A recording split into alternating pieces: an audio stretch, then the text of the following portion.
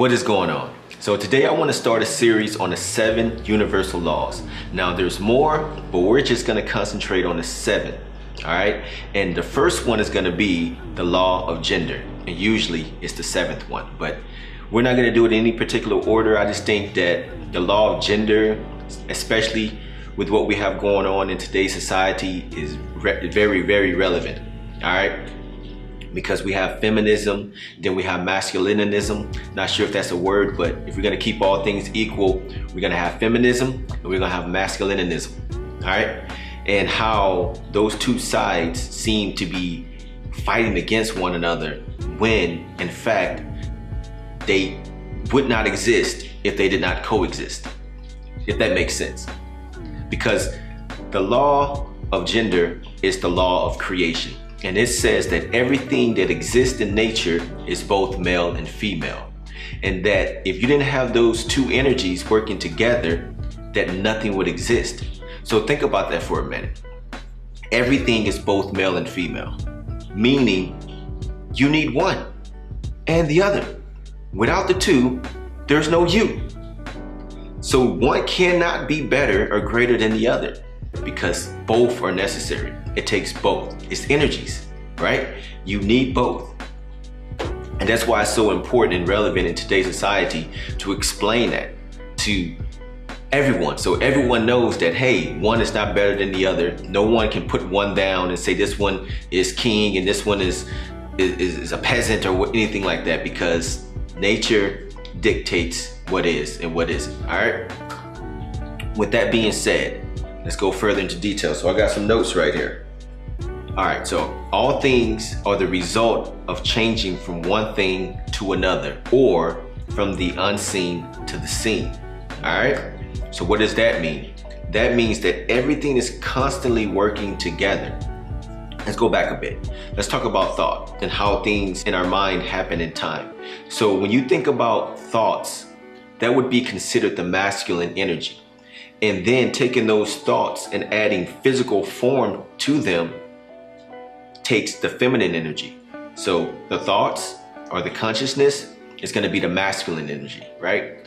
But taking those thoughts and consciousness to the physical form is the feminine energy. So you see how both are necessary, all right? So think about it. When you're thinking, your thoughts, that's masculine.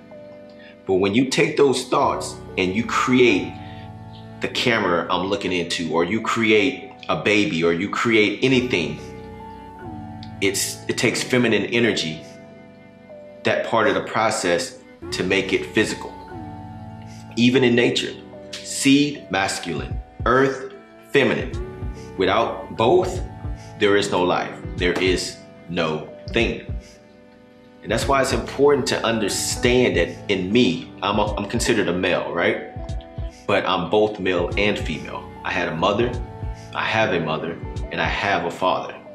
Those two came together, those two energies came together and created me. Same thing with you, same thing with the food we eat, same thing with the what I'm sitting on. Everything, male and female. So understanding the law of gender and the place, how it plays, one of the biggest, I mean, that's monumental. Without it, there's no life. Things can't regenerate, there's no potential for anything without both male and female.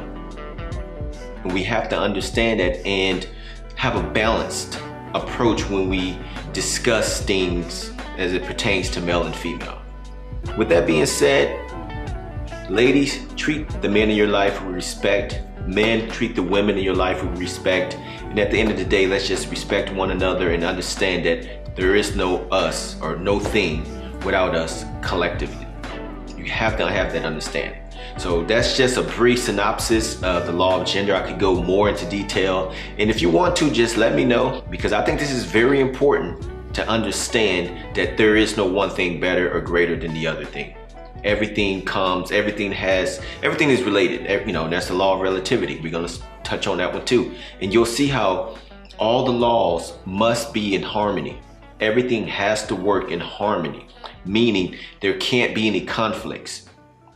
When you have conflict, that's when issues arise. That's when dis-ease arises, because there's not harmony within.